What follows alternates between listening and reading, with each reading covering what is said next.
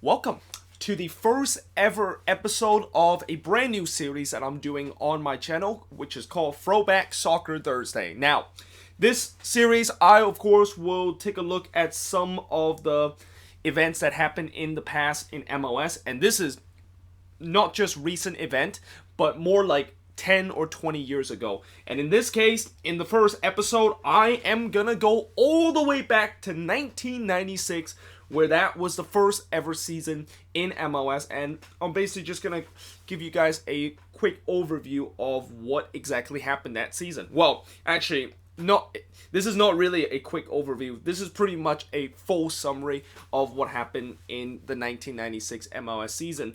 And I know that this video probably will upload on Friday, or will probably be released when Friday comes, and that, I didn't really technically upload this video in time to basically release it on Thursday, but whatever. I'm still doing this on Thursday, so it counts though. But either way, let's talk about the 1996 MLS season, which, like I said, it's the first season in MLS. And also, by the way, I don't usually do these kind of throwback soccer kind of Thursday series every single week, because Thursday are usually the day where I do previews, and that takes a long time to set up. So I will do this occasionally, and if I do a throwback soccer Thursday kind of episode, most likely the preview is going to be delayed till Friday.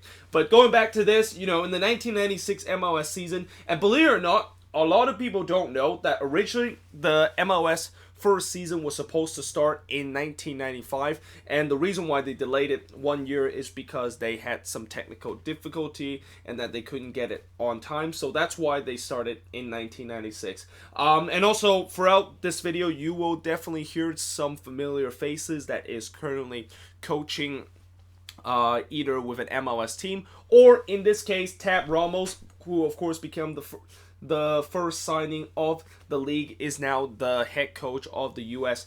U20 teams.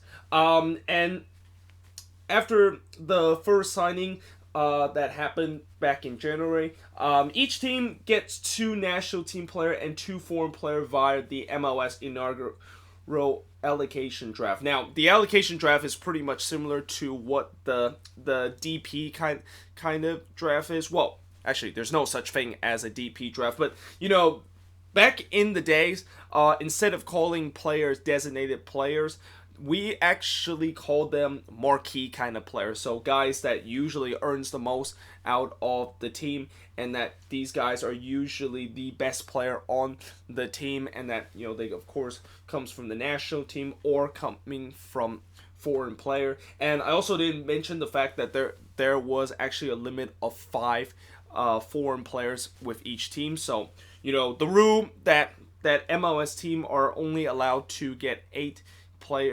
international roster. Well, back then it was only 5 international roster that each team was able to allow. But then on February 6th and on the 7th, MLS conduct the first ever draft. And this draft is definitely completely different than what today is. Today's draft, it's only 2 rounds, and I believe each team, of course, would get player. Well, in this draft, it's kind of more like an expansion draft, and kind of a inaugural draft where each team are trying to stack up player in their roster. So the 10 teams that were in MLS in their inaugural year selected 160 player through 10 rounds, and Brian McBride, of course, was the first overall pick in the inaugural MLS draft in 1996. Now, fast forward a month later, in March 4th, 1996, the first college draft was conducted, and the college draft is no longer a thing. And the college draft is kind of like what the MLS Super Draft is, where a lot of MLS teams usually go to the Super Draft to take a look at some of the most talented player in college. Well, back then this is not the case, because back then this is when these players that were entering the inaugural draft, they have already been kind of been put like in a inaugural trial that happened a couple of days ago, and then they of course go into the inaugural draft. So most of these guys actually didn't come out of college, and that this draft was actually guys that is coming out of college. And it of course is followed by the MLS supplement redraft. Now, in the preseason, teams they were asked to reduce their roster to only 22 player by March 25th, and then reduced to just 18 player by April 15th. And this is kind of interesting because that's not a lot of player in a roster. Like today, each MLS team usually get 30 players in their roster, and the fact that back then there's only like half amount of players that is allowed with each team. That just shows that there could definitely be a problem with the fact that there's only 18 player in a roster. Like, what if a guy gets injured in the starting 11? I mean, you only have like 7 other options to choose, and also a lot of the guys that were in these MLS teams, they usually are either kind of substitute player. Well, actually, they are substitute player or they're starting 11 player. So there's not like kind of like reserve kind of player, and guys that usually are on an MLS team usually get a chance to play on the pitch. Unlike today, where with 30 players in an MLS team, there are a couple of people that are pretty much just bench warmer and guys that you probably have never really get any action with an MLS team. But that, of course, was different back in the first season of MLS.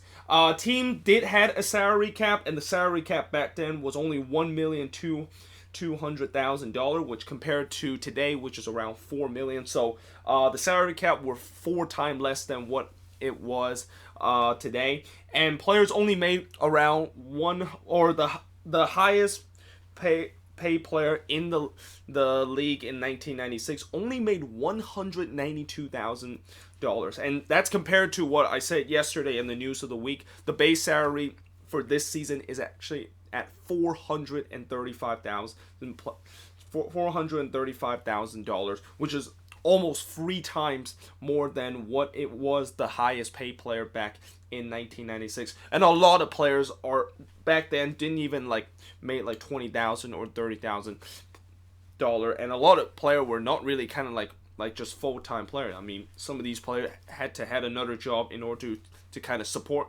themselves because of the fact that the league wasn't really paying them a lot. Now, some of the interesting rules in 1996. Team, of course, they play in a 32-game season, which is 2 less than what today MLS season is, which each team, of course, played 34 games. A win, of course, counts as 3 points, just like today. A loss counts as 0, and a shootout win actually counts as a point. Now, you're probably wondering, what's a shootout win? Well, back then in 1996, game did not end in a tie. So if the game ends in like a 1-1 draw, nowadays each team, of course, split the points, and it's an honors even kind of resort. But that was not the case in 1996, and when a game does get tied, like what I said about if the game ends in a 1-1, instead of just both team getting a point, they go to a shootout. And the shootout isn't really like the shootout you see where player, of course, put the ball in the penalty spot and then they basically, of course, shoot it and hopefully the goalkeeper doesn't save it. No. The shootout was very similar to the NHL kind of shootout where players gets the ball right around the center circle and then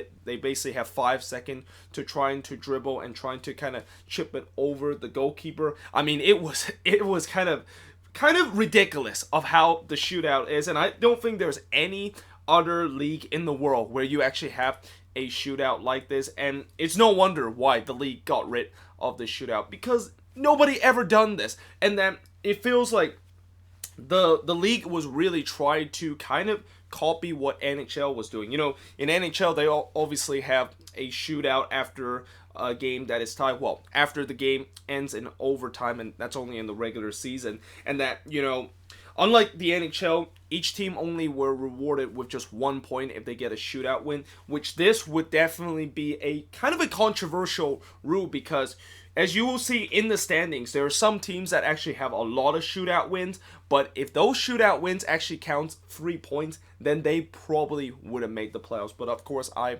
will get to that. Games, of course, goes to, I actually got through that. The season, of course, starts in April 6, 1996, which is a month later than what it is now. Nowadays, it starts in the beginning of March. Regular season ends in September 22nd, which is a month earlier than what this season would end. Or, actually, that was that was actually last season. This is actually going to be about 2 weeks earlier than what this season ends, because I just forgot that this season, the season actually ends earlier because, with the new playoff format, and that we want to get the playoffs done before the international break in November. The playoffs, of course, started 2 days later, and MLS Cup took place in October 20th, 1996, which I think was 4 days earlier than what Decision Day was last year. Now, in terms of the season and some of the notable event, Eric Wynalda, of course, scores the first ever goals for the San Jose Clash. As a Quakes fan, I will always kind of remember that goal, and even though I'm not a Quakes fan, or as back then in 1996, the Quakes, of course, was called the Clash. A lot of Quakes fans will always remember that moment as, one of the greatest moments in franchise history of scoring the first ever goal. And this first ever goal wasn't just like a goal that, score in the 40th minute. This was actually in the 90th minute, where Eric Wynalda, of course, scored that goal to get the Quakes, or get the Clash, their first win, and that, of course, was the first win ever, and that the Clash, of course, become the first team ever in MLS to get a win. The Tampa Bay Mutiny, of course, wins Supporters Shield with 58 points. Now, I know back then, I don't think they actually called it the Supporters Shield, and back then, they didn't even award a Supporters Shield to the team. There was not really a trophy as you would see nowadays, where when a team win the Supporters Shield, you got the Supporters Shield kind of trophy handed to the team. And if I remember correctly, I don't think they start awarding the actual trophy until the 1999 season. So, the Tampa Bay Mutiny, they might win Supporters Shield, but it's just kind of more like an honor rather than they actually win any silverware. Now, speaking of silverware, DC United wins the first ever silverware in MLS as they become champion in 1996, and they beat the Galaxy. I believe they beat them 3-2 in the 1996 MLS Cup, and obviously I'll talk a little bit more about that once I do a video about the 1996 MLS Cup playoffs. And also, the other interesting thing that I forgot to mention in terms of the rules in 1996 is that it seemed like when you want to like I hear nowadays a lot of fans complain about the fact that there is more than half of the team actually make the playoffs, and that there's just way too many teams that actually made it, that is going to make the playoffs this season. Well, a lot of fans probably are glad that they were not kind of like, a lot of fans don't actually know that in 1996 it was crazy of how easy you can actually get into the playoffs, and how many teams that actually was able to get into playoffs. Each conference actually had 5 teams, and 4 of the 5 teams are able to go in the playoffs. So basically, 80% of the team actually went to the playoffs in 1996, and it just felt like during this season, it is almost impossible to actually miss the playoffs. Like, you have to be literally the worst team in the league in order to not make the playoffs. And as it shows in terms of these teams that make the playoffs, they really did not have a very good record. Like who would have thought that a second place team would actually have a losing record and they will still make the playoffs? I mean, nowadays you still do see teams with a losing record that does get into the playoffs, but they don't finish like second best in the conference. At best, they'll probably finish in the 6th or even in the 7th spot this season. But in terms of the Western Conference, the Galaxy, of course, finished top with 15 wins, 13 losses, 4 shootout wins, plus 10 goal differential, and 49 points. Dallas Burns finished with 12 wins, 15 losses, 5 shootout wins, plus 2, and 41 points. And this is where I will kind of get into the fact that why the shootout win kind of rule was a bit controversial, because if Dallas actually Dallas, of course, got 5 shootout wins. If the shootout wins count as 3 points, then Dallas would technically have 8 more points, and they would be tied with they actually would have 10 more points if those shootout wins counts as 3 points, and they would have taken the top spot. And it's the same case for the Kansas City Wizard, who, their record was exactly the same as the Dallas Burns. The only reason why they finished third is because the Wizard actually had a -2 goal differential, and I believe tiebreaker back then is still the same as the tiebreaker nowadays, where if both teams are tied on points, then wins is the first tiebreaker. Then the second, I think it's head-to-head, and then third tiebreaker is goal differential. And this is when they, of course, use the third tiebreaker, which is goal differential, and Dallas Burns had a better goal differential during that season. The San Jose Clash finished with 12 wins, 17 losses, and 3 shootout wins. They have a goal differential of 0, but they finished 4th place with 39 points. And Colorado Rapids, unfortunately, they are the unlucky ones of not making the playoffs with 9 wins, 21 losses, 2 shootout wins, -15, and only finished the season with 29 points. Now, in the Eastern Conference, the Tampa Bay Mutiny finished the season with 19 wins, 12 losses, 1 shootout wins, +15, and they had 58 points that season. And as I mentioned, they, of course, won the Supporters' Shield that season. DC United follow in 2nd place, and again, they had a losing record. Like, basically, during the 1996 MLS season, only 2 teams actually had a winning record. I mean, that is incredible. The fact that only 2 teams was able to get a winning record at the end of the season, and the fact that those 2 teams that got the winning record by the end of the season did not win MLS Cup. And DC United, as I mentioned, they won MLS Cup, and I believe they are, I'm not quite sure, are they the only team in MLS to ever win MLS Cup with a losing record? I might be wrong on that. Like I said, since this playoff format is just so weird, and that it feels like everybody could actually make it to the playoffs. You could have a losing record, and if you do well in the playoffs, then it doesn't matter what happened in the regular season. But DC, as I said, they had 15 wins, 16 losses, 1 shootout win, +6 goal differential, and 46 points. The New York Metro Star had 12 wins, 17 losses, 3 shootout wins, -2 goal differential, and 39 points. The Columbus Crew had 11 wins, 17 losses, 4 shootout wins, -1 goal differential, and 37 points. And while the New England Revolution had 9 wins, 17 losses, 6 shootout wins, -13, and 33 points. And this is where I also go back to the controversial shootout win rule, where if New England, if they got those shootout wins, and if those shootout wins actually counts as 3 points, they would actually have 12 more points, and they would finish the season with 45 points. But then again, I also have to kind of calculate with Columbus shootout wins, and I think they would get how many would they get?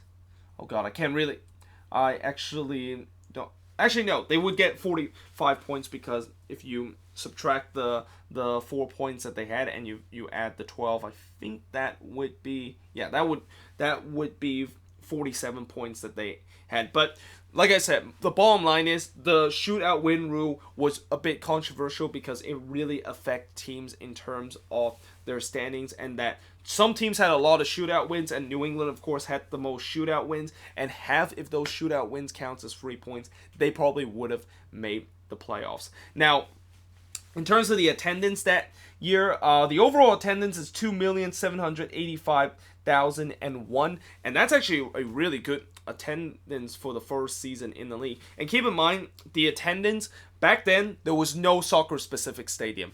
Every single team either plays in an NFL stadium or in a college stadium, and the average attendance was at 17,406, and that's actually pretty high attendance too, because that attendance actually didn't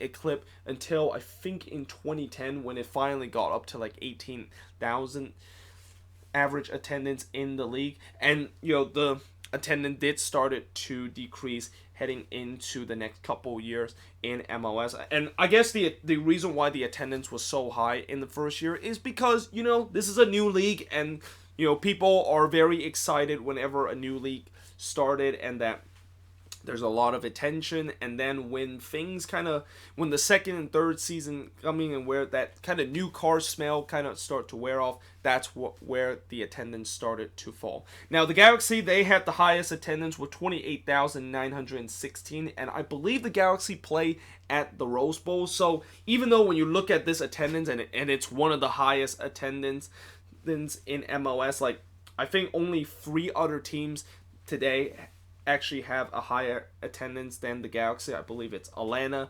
Seattle, and I think TFC is the other team that has a higher attendance. Or no, actually no, Seattle and Atlanta is the only team. I forgot TFC, they're only averaging 25,000 this season. So yeah, the Galaxy, they actually have an attendance that, if this was today, only Seattle and Atlanta would have beat that attendance mark. And the lowest attendance during that season was the Rapids, with only 10,213 fans showed up, which compared to today's low attendance, yeah, that's around the same mark. I think the lowest attendance this season was the Chicago Fire, who's only averaging around 11,000 people. So not much has changed in terms of the attendance wise. Now in terms of top goal scored, in first place was Roy Lassiter, who scored 27 goals, and who would have thought that goal tally would not be broken until 2012 when Chris Wynalda scored 27 goals, and that goal mark would not be broken until last year when Joseph Martinez scoring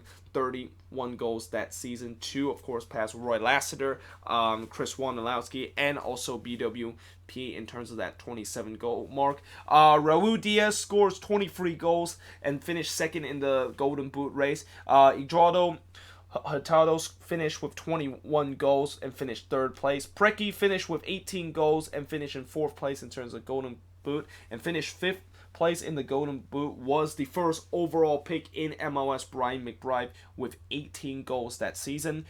Season award, player of the month. I was going to do the player of the week and list all the players that won the player of the week, but it was just way too long, and that I just couldn't fit that on the board. So instead, I gone with player of the month, and the first ever player of the month in MLS was Mauricio Chinfingo. In May, it was Carlos Valderrama. June was Eduardo Hurtado. July was Jason Kreis. August was Marco Echeverri, and since September, it was Brad Friedel. Now, end of the season award, the first ever MVP in MLS was Carlos Valderrama. First Golden Boot winner was Roy Lassiter. As I mentioned, he finished with 27 goals that season, a mark that wasn't broken until last season. Defender of the year was John Doyle. Goalkeeper of the year was Matt Dodd. Rookie of the year was Steve Roston. Coach of the year was Thomas Ringen. And goal of the year was actually the first ever goal in MLS, Eric Wynalda. And that's kind of interesting, the fact that was the goal of the year, because I know that goal really is it's going to always remember as the first ever goal in MLS history. But I feel like, when you look back at that goal, it wasn't a golazo that Wynalda scores. I mean, it was kind of a simple goal that, of course, gave the San Jose Clash their first ever wins and become the first ever MLS franchise to register a win. But it wasn't a fantastic goal, and I thought, with nowadays goal of the year, it's all about quality. It isn't really kind of